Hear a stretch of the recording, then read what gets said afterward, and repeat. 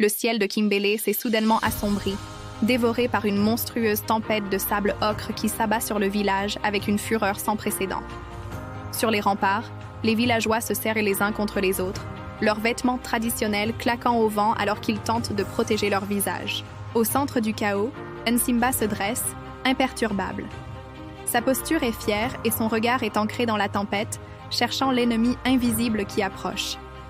Soudain, son épée commence à vibrer, émettant une lueur azur intense qui perce le mur de poussière, créant une zone de calme relatif autour d'elle.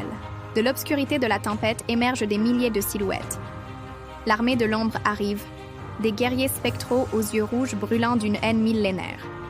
Ils chargent les défenses avec une rapidité surnaturelle. Le village de Kimbele tremble sous leurs pas, mais Nsimba ne recule pas d'un pouce. Elle lève l'épée vers le ciel.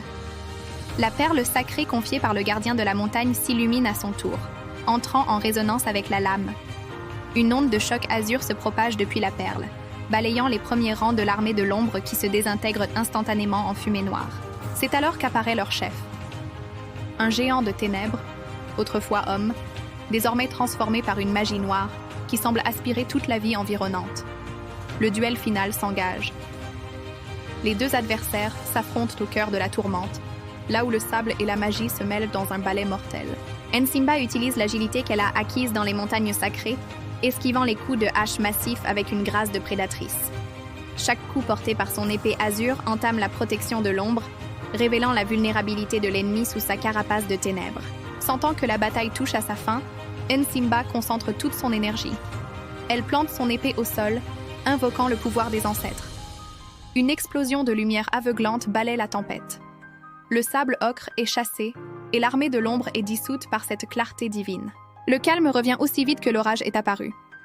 Le ciel s'éclaircit, révélant un soleil radieux qui brille de nouveau sur Kimbele. Épuisée, Nsimba reste à genoux sur la terre rouge. Elle a triomphé, mais le prix du combat se lit sur son visage marqué par la poussière. Dans un souffle de vent léger, l'esprit du gardien de la montagne apparaît brièvement. Un regard de fierté, un salut silencieux, avant de s'évanouir. Les villageois sortent de leur refuge, le cœur rempli de gratitude. Ils entourent leur protectrice, célébrant la paix enfin retrouvée sur leur terre. Nsimba se relève et regarde l'horizon. Elle sait que son voyage ne fait que commencer, car elle est désormais la légende éternelle de la savane. Kimbele est sauvée. Sous le regard bienveillant des ancêtres, l'histoire de la guerrière à l'épée azur sera chantée pour les siècles à venir.